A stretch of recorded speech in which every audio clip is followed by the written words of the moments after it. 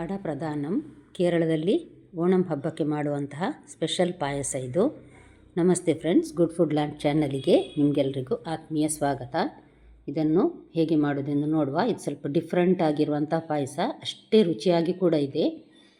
ಒಂದು ಸಲ ಮಾಡಿ ತಿಂದರೆ ಇನ್ನೊಂದು ಸಲ ಮಾಡಿ ತಿನ್ನಬೇಕು ಅನ್ನಿಸುವಷ್ಟು ರುಚಿಯಾಗಿರುವಂತಹ ಪಾಯಸ ಇದು. ಒಂದು ಸಣ್ಣ ಗ್ಲಾಸಲ್ಲಿ ನಾನು ಸೋನಾ ಮಸೂರಿ ರೈಸ್ ತೆಗೆದುಕೊಂಡಿದ್ದೇನೆ. ಯಾವುದೇ ಅಕ್ಕಿ ತೆಗೆದುಕೊಳ್ಬೋದು, ಬೆಳ್ತಿಗೆ ಅಕ್ಕಿ. ಇದನ್ನೊಂದು 2-3 ಸಲ ತೊಳೆದು 2 ಗಂಟೆ ನೆನೆ ಹಾಕಿದ್ದೇನೆ ನಾನು. 2 ಗಂಟೆ ನೆನೆ ಆದರೆ ಸಾಕು. ಇದನ್ನೀಗ ನಾವು ಗ್ರೈಂಡರ್ಗೆ ಹಾಕಿ ನುಣ್ಣಗೆ ರುಬ್ಲಿಕ್ಕಿದೆ. 1 ಲೋಟ ಅಕ್ಕಿಗೆ ಒಂದು ಅರ್ಧ ಲೋಟದಷ್ಟು ನೀರನ್ನು ಹಾಕಿ ನುಣ್ಣಗೆ ರುಬ್ಬಬೇಕಿದನ್ನು. ಅರ್ಧ ಲೋಟ ನೀರು ಸಾಕಾಗ್ತದೆ, ಯಾಕಂದರೆ ಬಾಳೆ ಎಲೆಯಲ್ಲಿ ನಾವು ಹಾಕಬೇಕಾದ್ರೆ ತುಂಬ ನೀರಾದರೆ ಸಹ ಅದು ಸರಿಯಾಗಿ ನಮಗೆ ಮಡಿಸ್ಲಿಕ್ಕಾಗೋದಿಲ್ಲ, ಫೋಲ್ಡ್ ಮಾಡಲಿಕ್ಕೆ. ಈ ಹಿಟ್ಟಿಗೆ ನಾವೀಗ 1 ಚಮಚದಷ್ಟು ತುಪ್ಪ ಮತ್ತು ರುಚಿಗೆ ಬೇಕಾದಷ್ಟು ಉಪ್ಪು ಹಾಕಿ ಒಂದು ಸಲ ಚೆನ್ನಾಗಿ ಮಿಕ್ಸ್ ಮಾಡಿ, ನಂತರ ನೋಡಿ ಈ ರೀತಿ ಬಾಳೆ ಎಲೆಗೆ ಒಂದು 2-3 ಚಮಚ ಬಾಳೆ ಎಲೆಗೆ ಈ ರೀತಿ ಹಾಕಿ ಈ ರೀತಿ ಸ್ಪ್ರೆಡ್ ಮಾಡಬೇಕು. ತುಪ್ಪ ಮತ್ತು ಉಪ್ಪು ಹಾಕೋದನ್ನು ಮರೆತು ಹೋಯಿತು ನನಗೆ ತೋರಿಸ್ಲಿಕ್ಕೆ ನಿಮಗೆ. ಅದಕ್ಕೆ ನಾನು 1 ಚಮಚ ತುಪ್ಪ ಮತ್ತು ಉಪ್ಪು ಹಾಕಿದ್ದೇನೆ. ನೀವು ಕೂಡ ನುಣ್ಣಗಾದ ನಂತರ ಹಾಕಿ ಒಂದು ಸಲ ಚೆನ್ನಾಗಿ ಮಿಕ್ಸ್ ಮಾಡಿ ಅದನ್ನು. ಈ ರೀತಿ ಹಿಟ್ಟನ್ನು ತೆಳುವಾಗಿ ಸ್ಪ್ರೆಡ್ ಮಾಡಬೇಕು, ದಪ್ಪ ಇರಬಾರ್ದು, ತುಂಬ ತೆಳುವಾಗಿರಬೇಕು ಇದು. ಈ ರೀತಿ ಫೋಲ್ಡ್ ಮಾಡಿ ಬಾಳೆ ಎಲೆಯಲ್ಲಿ ನಾರಿರ್ತದೆ ನೋಡಿ, ಆ ನಾರಲ್ಲಿ ಇದನ್ನು ಕಟ್ಟಬಹುದು ಬೇಕಿದ್ದರೆ. ನಾನು ಕಟ್ಟುವುದಿಲ್ಲ ನೋಡಿ. ಈ ರೀತಿ ರೋಲ್ ಮಾಡಿ ಅದನ್ನು ಬೇಯಲಿಕ್ಕೆ ಅಂತ ರೆಡಿ ಮಾಡಿ ಒಂದೊಂದೇ ಇಡ್ತೇನೆ ನಾನು. 1 ಲೋಟದಲ್ಲಿದ್ದು ಒಂದು 4 ಆಗಿದೆ. ಈ ರೀತಿ ಎಲ್ಲ ರೆಡಿ ಮಾಡಿ ಇಟ್ಟಿದ್ದೇನೆ ನಾನು. ನೋಡಿ, ಈಗ ಇಡ್ಲಿ ಬೇಯುವ ಪಾತ್ರೆಯಲ್ಲಿ ನೀರು ಬಿಸಿಯಾಗಿದೆ. ಈಗ ಇದನ್ನು ಒಂದೊಂದೇ ಈ ರೀತಿ ಇಡುವ. ಇದು ಇಷ್ಟೇ ತೆಳುವಾಗಿರ್ತದೆ, ತುಂಬ ದಪ್ಪ ಸಹ ಇರಬಾರ್ದು. ಪಾಯಸದಲ್ಲಿ ತಿನ್ನುವಾಗ ನಮಗೆ ತೆಳುವಾಗಿದ್ರೇ ತುಂಬ ರುಚಿಯಾಗುವುದು. ನೋಡಿ, ಒಂದು 1/4 ಗಂಟೆ ಬೇಯಿಸಿದರೆ ಸಾಕಿದನ್ನು ಹೈ ಫ್ಲೇಮಲ್ಲಿಟ್ಟು. ಜಾಸ್ತಿ ಏನು ಇಡಬೇಕಂತಿಲ್ಲ. ಇನ್ನೂ ನನ್ನ ಚಾನಲನ್ನು ಸಬ್ಸ್ಕ್ರೈಬ್ ಮಾಡಿಲ್ಲ ಅಂದರೆ ದಯವಿಟ್ಟು ಸಬ್ಸ್ಕ್ರೈಬ್ ಮಾಡಿ. ಹಾಗೂ ನಿಮಗೆ ಇಷ್ಟ ಆಯ್ತು ಅನಿಸಿದರೆ ದಯವಿಟ್ಟು ಲೈಕ್ ಬಟನನ್ನು ಪ್ರೆಸ್ ಮಾಡಿ ಮತ್ತು ಫ್ಯಾಮಿಲಿ ಫ್ರೆಂಡ್ಸಿಗೆ ಶೇರ್ ಮಾಡೋದನ್ನು ಮರಿಬೇಡಿ. ನೋಡಿ, ನಾನೀಗ ಇದು ಸ್ವಲ್ಪ ತಣ್ಣಗಾಗ್ತಾ ಇದನ್ನು ತೆಗೆದಿದ್ದೇನೆ ನೋಡಿ. ಈ ರೀತಿ ತೆಳುವಾಗಿರಬೇಕು ನೋಡಿ, ತುಂಬ ತೆಳು ಇದು. ಇದನ್ನೆಲ್ಲವನ್ನು ಈ ರೀತಿ ತೆಗೆದು ನಾನು ಬಟ್ಟಲಲ್ಲಿ ಇಡ್ತೇನೆ.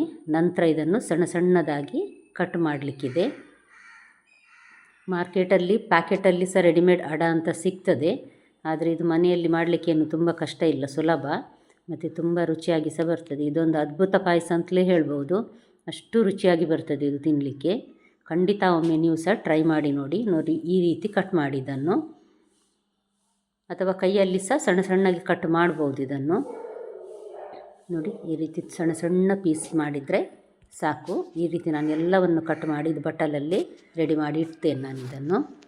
ಈಗ ಇದಕ್ಕೆ ಬೇಕಾದ ಬೆಲ್ಲ ನಾವು ಮತ್ತು ತೆಂಗಿನ ತುರಿ ಕಟ್ ಮಾಡಿ ಎಲ್ಲ ರೆಡಿ ಮಾಡಿ ಇಟ್ಟಿದ್ದೇನೆ ನಾನು. 1 ಟೇಬಲ್ ಸ್ಪೂನ್ನಷ್ಟು ತುಪ್ಪ ಹಾಕಿದ್ದೇನೆ. ಇದಕ್ಕೆ ಒಂದು 3 ಟೇಬಲ್ ಸ್ಪೂನ್ನಷ್ಟು ಸಣ್ಣಗೆ ಕಟ್ ಮಾಡಿದ ತೆಂಗಿನ ತುರಿ. ಇದು ತುಂಬ ಸಣ್ಣಗೆ ಕಟ್ ಮಾಡಿದ್ದೇನೆ ತೆಳುವಾಗಿ. ಇದನ್ನೀಗ ಸ್ವಲ್ಪ ಬಣ್ಣ ಬರುವವರೆಗೆ ಹುರಿದು ನಂತರ 1-2 ಟೇಬಲ್ ಸ್ಪೂನ್ನಷ್ಟು ದ್ರಾಕ್ಷಿ ಹಾಕಿದ್ದೇನೆ. ಗೇರು ಬೀಜ ಹಾಕ್ಬೋದು, ನಾನು ಹಾಕಲಿಲ್ಲ ಇವತ್ತು. ನೋಡಿ, ಇದೊಂದು 1/4 kg, ಅದಕ್ಕಿಂತ ಸ್ವಲ್ಪ ಕಡಿಮೆ ಅಂತಲೇ ಹೇಳ್ಬೋದು.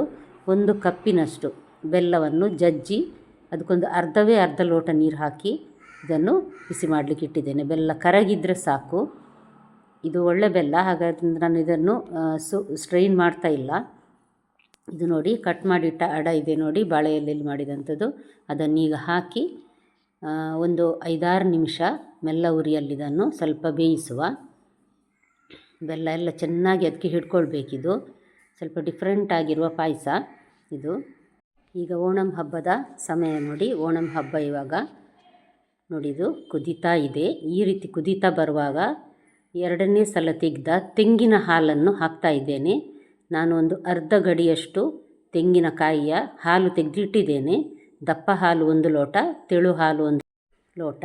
ನೋಡಿ, ತೆಳು ಹಾಲನ್ನು ಈಗ ಹಾಕಿ ಒಂದು 5 ನಿಮಿಷ ಈ ರೀತಿ ಕುದಿಸಿದ್ದೇನೆ ನಾನಿದನ್ನು. ನಂತರ ಈಗ ಮೆಲ್ಲ ಉರಿಯಲ್ಲಿಡುವ ನಾವಿದನ್ನು, ಯಾಕಂದರೆ ದಪ್ಪ ಹಾಲು ಹಾಕಲಿಕ್ಕಿದೆ.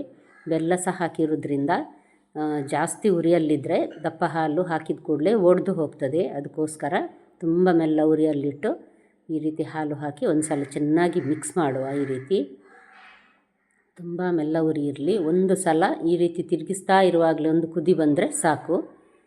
ಈಗ ನೋಡಿ ಹುರಿದಿಟ್ಟಂತಹ ಕೋಕೋನಟ್ ಪೀಸ್ ಮತ್ತು ದ್ರಾಕ್ಷಿ ಹಾಕಿದ್ದೇನೆ. ಏಲಕ್ಕಿ ಪುಡಿ 1 ಚಮಚದಷ್ಟು ಏಲಕ್ಕಿ ಪುಡಿಯನ್ನು ಪುಡಿ ಮಾಡಿ ಹಾಕಿದ್ದೇನೆ ನಾನು. ಒಂದು ಸಲ ಮಿಕ್ಸ್ ಮಾಡಿ ಗ್ಯಾಸ್ ಆಫ್ ಮಾಡಿದ್ದೇನೆ ನಾನು. ಈಗ ನೋಡಿ ಕೊನೆಗೆ 1 ಟೇಬಲ್ ಸ್ಪೂನ್ನಷ್ಟು ತುಪ್ಪ ಹಾಕಿದರೆ ಅಡಪ್ರಧಾನಂ ಪಾಯಸ ರೆಡಿ ಆಯಿತು. ಖಂಡಿತ ನಿಮ್ಗೆ ಇಷ್ಟ ಆಗಿರ್ಬೋದು ಫ್ರೆಂಡ್ಸ್. ದಯವಿಟ್ಟು ಮನೆಯಲ್ಲೊಮ್ಮೆ ಟ್ರೈ ಮಾಡಿ ನೋಡಿ. ನಾಳೆ ಇನ್ನೊಂದು ಹೊಸ ಅಡುಗೆಯೊಂದಿಗೆ ನಿಮ್ಮನ್ನು ಮತ್ತೆ ಭೇಟಿ ಆಗ್ತೇನೆ. ನೋಡಿದೆಲ್ಲ ವೀಕ್ಷಕರಿಗೆ ಧನ್ಯವಾದ.